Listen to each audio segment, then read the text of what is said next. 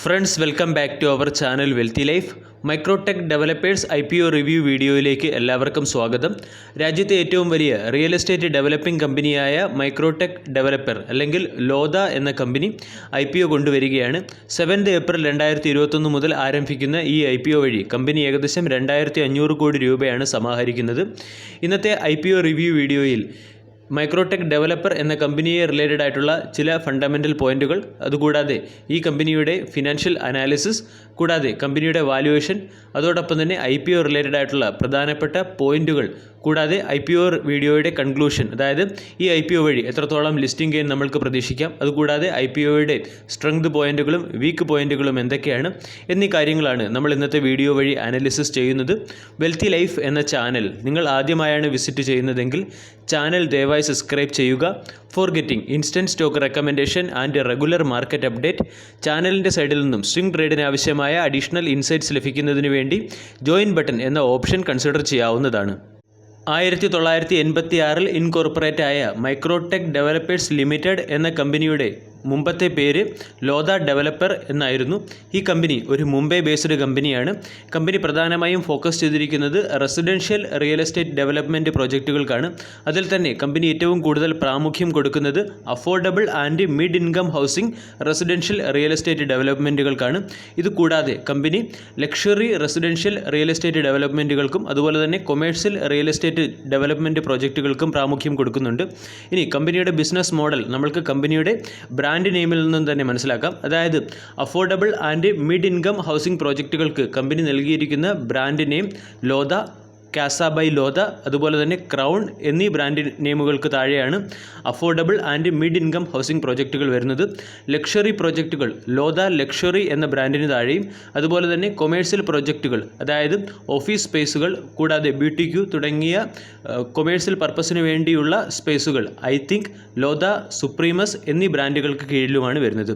ഇനി 1986 മുതൽ 2020 ഡിസംബർ 31 വരെയുള്ള കാലയളവിൽ ഈ കമ്പനി ഏകദേശം 91ഓളം പ്രോജക്റ്റുകൾ കംപ്ലീറ്റ് ചെയ്തിട്ടുണ്ട്.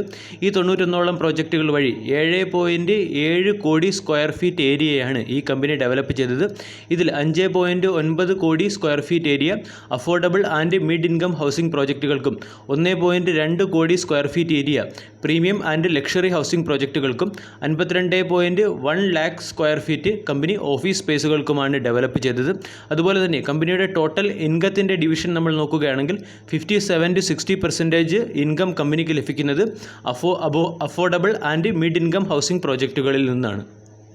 ലോദ ഡെവലപ്പേഴ്സിൻ്റെ ഫിനാൻഷ്യൽ പെർഫോമൻസ് അനാലിസിസിലേക്ക് കടക്കാം. 2018 ഈ കമ്പനിക്ക് ടോട്ടൽ സെയിൽസിൽ നിന്നുണ്ടായിരുന്ന റവന്യൂ 13,527 കോടിയായിരുന്നു. 2019 ഫിനാൻഷ്യൽ ഇയറിൽ ഇത് ഡിക്ലൈൻ ചെയ്ത് 11,907 കോടിയായി. 2020 ഫിനാൻഷ്യൽ ഇയറിൽ ഇത് ഡിക്ലൈൻ ചെയ്ത് 12,443 കോടിയായി. അതായത് കമ്പനിയുടെ ഗ്രോത്ത് റേറ്റ് നമ്മൾ കാൽക്കുലേറ്റ് ചെയ്യുകയാണെങ്കിൽ CAGR -12% എന്ന റേറ്റിൽ ഗ്രോത്ത് ഡിക്ലൈൻ ചെയ്തുകൊണ്ടിരിക്കുകയാണ്. കമ്പനിയുടെ ഓപ്പറേറ്റിംഗ് പ്രോഫിറ്റ് നോക്കുകയാണെങ്കിൽ 2018 ഫിനാൻഷ്യൽ ഇയറിൽ 3,289 കോടിയായിരുന്നു. 2019 ഫിനാൻഷ്യൽ ഇയറിൽ അത് ഡിക്ലൈൻ ചെയ്ത് 3,167 കോടിയായി. 2020 ഫിനാൻഷ്യൽ ഇയറിൽ അത് ഡിക്ലൈൻ ചെയ്ത് 1,920 കോടിയും 2021 ഫിനാൻഷ്യൽ ഇയറിൽ അത് ഡിക്ലൈൻ ചെയ്ത് 563 കോടിയുമായി. അതായത് കമ്പനിയുടെ ഓപ്പറേറ്റിംഗ് പ്രോഫിറ്റ് ഇയർ ഓൺ ഇയറിൽ ഡിക്ലൈൻ ആയിക്കൊണ്ടിരിക്കുകയാണ്. ഓപ്പറേറ്റിംഗ് മാർജിൻ നോക്കുകയാണെങ്കിൽ 2018 24%, 2019 27%, 2020 15%, 2021 19%. അതായത് ഓപ്പറേറ്റിംഗ് മാർജിൻ നോക്കുകയാണെങ്കിൽ അവിടെ നമ്മൾക്ക് നല്ല രീതിയിലുള്ള ഒരു ഇൻകൺസിസ്റ്റൻസി കാണാൻ സാധിക്കുന്നുണ്ട്. കമ്പനിയുടെ ക്യാഷ് ഫ്ലോ പരിശോധിക്കുകയാണെങ്കിൽ കമ്പനിക്ക് നെഗറ്റീവ് ക്യാഷ് ഫ്ലോ ആണ്. അതുകൂടാതെ പ്രോഫിറ്റ് ആഫ്റ്റർ മാർജിൻ നമ്മൾ നോക്കുകയാണെങ്കിൽ അവിടെയും നമ്മൾക്ക് നല്ല രീതിയിലുള്ള ഒരു ഇൻകൺസിസ്റ്റൻസിയാണ് കാണാൻ സാധിക്കുന്നത്. കമ്പനിയുടെ നെറ്റ് പ്രോഫിറ്റ് നോക്കുകയാണെങ്കിൽ 2018 ഫിനാൻഷ്യൽ ഇയറിൽ 1,789 കോടിയായിരുന്നു. 2019 ഫിനാൻഷ്യൽ ഇയർ ആയപ്പോൾ അത് ഡിക്ലൈൻ ചെയ്ത് 1,643 കോടിയായി. 2020 ഫിനാൻഷ്യൽ ഇയറിൽ അത് 744 കോടിയായിരുന്നു.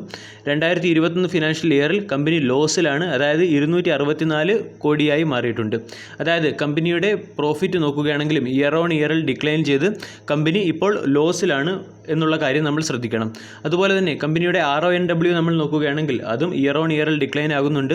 എബിറ്റ് നമ്മൾ പരിശോധിക്കുകയാണെങ്കിലും എബിറ്റയും വളരെ രീതിയിൽ ഡിക്ലൈൻ ആകുന്നുണ്ട്. കൂടാതെ കമ്പനിയുടെ ഡെപ്റ്റ് ടു ഇക്വിറ്റി റേഷ്യോ നോക്കുകയാണെങ്കിൽ കമ്പനിക്ക് വളരെ ഉയർന്ന ഡെപ്റ്റ് ടു ഇക്വിറ്റി റേഷ്യോയാണ്. അതായത് കമ്പനിയുടെ ഫിനാൻഷ്യൽ പാരാമീറ്റേഴ്സ് നമ്മൾ പരിശോധിക്കുകയാണെങ്കിൽ ഈ കമ്പനി വെരി പൂവർ ഫിനാൻഷ്യൽ ഉള്ള ഒരു കമ്പനിയാണെന്നുള്ള കാര്യത്തിൽ നമ്മൾക്ക് നിസ്സംശയം പറയാൻ സാധിക്കും. കമ്പനിയുടെ വാല്യുവേഷൻ അനാലിസിസിലേക്ക് വരാം.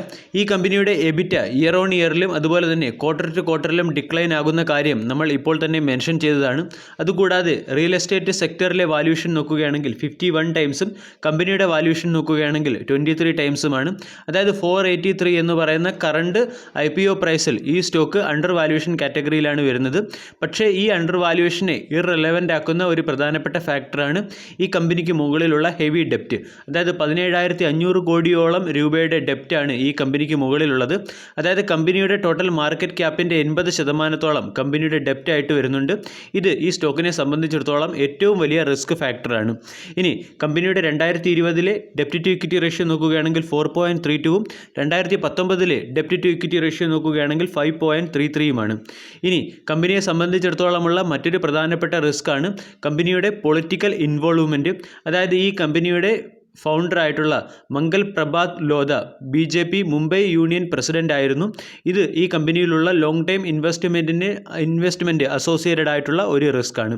കമ്പനിയുടെ കറണ്ട് പ്രൊമോട്ടേഴ്സ് നോക്കുകയാണെങ്കിൽ അഭിഷേക് മംഗൾ പ്രഭാത് ലോധ, അതുപോലെ തന്നെ Rajendra Lodha, Sambhavnath infra build, Sambhavnath trust എന്നിവരാണ് ഈ കമ്പനിയുടെ കറണ്ട് പ്രൊമോട്ടേഴ്സ്. ഇനി ഈ IPO കൊണ്ടുവരാനുള്ള കാരണം മനസ്സിലാക്കാം. IPO കൊണ്ടുവരുന്നത് കമ്പനിക്ക് മുകളിലുള്ള ഹെവി ഡെപ്റ്റ് അല്ലെങ്കിൽ കമ്പനിയുടെ ഔട്ട്സ്റ്റാൻഡിംഗ് ബോറോവിങ്സിനെ ക്ലിയർ ചെയ്യുന്നതിന് വേണ്ടിയാണ്. ഇതുകൂടാതെ കുറച്ച് ലാൻഡ് അക്വിസിഷനും അതുകൂടാതെ ലാൻഡ് ഡെവലപ്മെൻറ്റ് റൈറ്റ്സിനും IPOയിൽ നിന്നുള്ള ഒരു തുക മാറ്റിവെക്കുന്നുണ്ട്. മറ്റുള്ള തുക കമ്പനിയുടെ അല്ലെങ്കിൽ സ്റ്റോക്കിൻ്റെ normal general corporate purpose fulfil ചെയ്യുന്നതിന് വേണ്ടിയാണ്. IPO റിലേറ്റഡ് ആയിട്ടുള്ള പ്രധാനപ്പെട്ട ഡേറ്റുകൾ പരിശോധിക്കാം. ഈ IPO ആരംഭിക്കുന്നത് 7th ഏപ്രിൽ 2021 IPO ക്ലോസ് ആകുന്നത് 9th ഏപ്രിൽ 2021 ഈ കമ്പനിയുടെ ലോവർ പ്രൈസ് ബാൻഡ് 483 രൂപയും അപ്പർ പ്രൈസ് ബാൻഡ് 486 രൂപയുമാണ്. മിനിമം ഒരു ലോട്ടിൽ 30ഓളം ഷെയറുകളായിരിക്കും ഉണ്ടായിരിക്കുന്നത്. IPOയുടെ അലോട്ട്മെൻറ്റ് ഡേറ്റ് നമ്മൾ പരിശോധിക്കുകയാണെങ്കിൽ 16 ഏപ്രിൽ 2021 അതുപോലെ തന്നെ IPO ലഭിക്കാത്തവർക്ക് ഫണ്ട് റീഫണ്ട് ആകുന്ന ഡേറ്റ് 19 ഏപ്രിൽ 2021 IPOയുടെ ലിസ്റ്റിംഗ് ഡേറ്റ് 22 ഏപ്രിൽ 2021 ഇനി ഈ IPO ലഭിക്കാനുള്ള സാധ്യത നമ്മൾ പരിശോധിക്കുകയാണെങ്കിൽ വളരെ ഉയർന്ന സാധ്യതയാണ് കാണുന്നത്. കാരണം റീറ്റെയിലർ ഇൻവെസ്റ്റേഴ്സിൻ്റെ കോട്ടയായിട്ട് തീരുമാനിച്ചിരിക്കുന്നത് 35% ആണ്. അതായത് ഈ IPO ലഭിക്കാനുള്ള സാധ്യത വളരെ കൂടുതലാണ്. കമ്പനിയുടെ പ്രധാനപ്പെട്ട സ്ട്രോങ് പോയിന്റുകൾ ഏതൊക്കെയാണെന്ന് മനസ്സിലാക്കാം. Company affordable and mid income housing പ്രോജക്റ്റിൽ ഫോക്കസ് ചെയ്യുന്നതുകൊണ്ട് കമ്പനിക്ക് മുന്നിൽ വളരെ വലിയ ഗ്രോത്ത് ഓപ്പർച്യൂണിറ്റിയാണുള്ളത്. അതായത് ഈ സെക്ടർ, അതായത് affordable and mid income housing project sector വളരെ വലിയ രീതിയിൽ ഡെവലപ്പ് ചെയ്യുകയും അതുപോലെ തന്നെ ഗ്രോത്ത് ഓറിയൻറ്റഡ് ആയിട്ടുള്ള ഒരു സെക്ടറാണ്. കമ്പനിയുടെ മറ്റൊരു പ്രധാനപ്പെട്ട പ്രത്യേകത കമ്പനിയുടെ സ്ട്രോങ് ബ്രാൻഡ് ക്വാളിറ്റിയും അതുപോലെ തന്നെ പ്രീമിയം പ്രൈസിങ്ങുമാണ്. അതിനുള്ള ഏറ്റവും പ്രധാനപ്പെട്ട ഉദാഹരണം മുംബൈ MMR പ്രോജക്റ്റാണ്. അതുകൂടാതെ ഈ കമ്പനിക്ക് ഇന്ത്യയിലെ 11 സ്റ്റേറ്റുകളിൽ പ്രോജക്റ്റ് റൺ ചെയ്യുന്നുണ്ട്. ഇനി കമ്പനിയുടെ മറ്റൊരു പ്രധാനപ്പെട്ട പ്രത്യേകത ഈ കമ്പനി ഇന്ത്യയിലെ തന്നെ ലാർജസ്റ്റ് റെസിഡൻഷ്യൽ ഇൻഫ്രാസ്ട്രക്ചർ ഡെവലപ്മെൻറ്റ് കമ്പനിയാണ്. അതായത് മുംബൈ, താനെ, പൂനെ തുടങ്ങിയ ലക്ഷറി പ്രീമിയം സ്ട്രാറ്റജിക്കലി ലൊക്കേറ്റഡ് ഏരിയാസിൽ ഈ കമ്പനിക്ക് പ്രസൻസ് ഉള്ളതുകൊണ്ട് കമ്പനിയുടെ ഇൻഡസ്ട്രിയൽ ഡെവലപ്മെൻറ്റ് ഗ്രോത്ത് ഒരു പ്രധാനപ്പെട്ട ഫാക്ടർ തന്നെയാണ്. ഇനി കമ്പനിയുടെ പ്രധാനപ്പെട്ട നെഗറ്റീവ് പോയിന്റുകൾ ഏതൊക്കെയാണെന്ന് മനസ്സിലാക്കാം. കമ്പനിക്ക് മുകളിലുള്ള ഹെവി ഡെപ്റ്റ് തന്നെയാണ് കമ്പനിയുടെ ഏറ്റവും പ്രധാനപ്പെട്ട വീക്ക് പോയിന്റ്. അതുകൂടാതെ ഫിനാൻഷ്യൽ പെർഫോമൻസ് അനാലിസിസ് നടത്തിയപ്പോൾ നമ്മൾ മനസ്സിലാക്കിയ കമ്പനിയുടെ നെഗറ്റീവ് ഗ്രോത്ത് റേറ്റ്, അതുപോലെ തന്നെ ക്യാഷ് ഫ്ലോയിലുള്ള ഇറഗുലാരിറ്റി, കമ്പനിയുടെ എബിറ്റയിൽ ഉണ്ടായിരിക്കുന്ന ഡിക്ലൈൻ, ഇതെല്ലാം കമ്പനിയുടെ ഒരു പ്രധാനപ്പെട്ട നെഗറ്റീവ് പോയിന്റ് ആണ്. ഇനി കമ്പനി കോൺസെൻട്രേറ്റഡ് റിസ്കിന് സബ്ജക്റ്റഡ് ആയിട്ടുള്ള കമ്പനിയാണ്. അതായത് ഈ കമ്പനിയുടെ മെയിൻ പ്രോജക്റ്റുകൾ എല്ലാം മുംബൈ, അതുപോലെ തന്നെ പൂനെ, താനെ തുടങ്ങിയ ഏരിയ ഫോക്കസ് ചെയ്തിട്ടുള്ളതാണ്. കമ്പനിയുടെ 36 പ്രോജക്റ്റുകൾ നമ്മൾ കൺസിഡർ ചെയ്യുകയാണെങ്കിൽ അതിൽ 35 പ്രോജക്റ്റുകളും മുംബൈ ബേസ്ഡാണ്. ഇത് കമ്പനിക്ക് മുകളിൽ വളരെ വലിയ കോൺസെൻട്രേഷൻ റിസ്ക് ഉളവാക്കുന്നുണ്ട്. അതുകൂടാതെ ഇതൊരു ഇൻഫ്രാസ്ട്രക്ചർ റിലേറ്റഡ് ആയിട്ടുള്ള കമ്പനിയാണ്. അതായത് ഓരോ സ്ഥലങ്ങളിലെ സ്റ്റാമ്പ് ഡ്യൂട്ടിയിൽ ഉണ്ടായിരിക്കുന്ന ഫ്ലക്ച്വേഷൻസ്, അതുകൂടാതെ റോ മെറ്റീരിയൽസിൽ ഉണ്ടായിരിക്കുന്ന പ്രൈസ് വേരിയേഷൻസ് എല്ലാം ഈ കമ്പനിയുടെ പ്രോഫിറ്റബിലിറ്റിയെ നെഗറ്റീവായിട്ട് അഫക്റ്റ് ചെയ്യുന്ന ഫാക്ടറുകളാണ്. അതുകൂടാതെ കമ്പനിക്ക് കോൺട്രാക്ടേഴ്സിൻ്റെ മുകളിൽ ഡിപ്പെൻഡ് ഡിപ്പെൻഡൻസി ഉണ്ട്. ഇതും കമ്പനിയെ സംബന്ധിച്ചിടത്തോളമുള്ള ഒരു നെഗറ്റീവ് ഫാക്റ്റാണ്. ഇനി ഈ IPOയുടെ ലിസ്റ്റിംഗ് ഗെയിനിനെ കുറിച്ച് സംസാരിക്കാം. ഈ IPOയിൽ നിന്നും 10% ലിസ്റ്റിംഗ് ഗെയിനാണ് പ്രൊജക്റ്റ് ചെയ്യുന്നത്. അതായത് നമ്മൾ ഓവറാൾ കൺക്ലൂഡ് ചെയ്യുകയാണെങ്കിൽ ഈ IPO long time point of view അത്ര അട്രാക്റ്റീവായിട്ട് ഉള്ള ഒരു IPO ആയിട്ട് കാണുന്നില്ല. അതുപോലെ തന്നെ short time point of view നോക്കുകയാണെങ്കിൽ ലിസ്റ്റിംഗ് ഗെയിനും ലഭിക്കാനുള്ള സാധ്യതയും കുറവാണ്. IPO റിലേറ്റഡ് ആയിട്ടുള്ള കൺക്ലൂഡിംഗ് റിമാർക്സ് നമ്മൾ പരിശോധിക്കുകയാണെങ്കിൽ IPO long time point of വ്യൂവും അതുപോലെ തന്നെ ലിസ്റ്റിംഗ് ഗെയിൻ പോയിന്റ് ഓഫ് വ്യൂവും അത്ര അട്രാക്റ്റീവ് അല്ല എന്നുള്ളതാണ് പ്രധാനപ്പെട്ട വസ്തുത. വീഡിയോ എല്ലാവർക്കും ഇഷ്ടമായി എന്ന് വിശ്വസിക്കുന്നു. താങ്ക്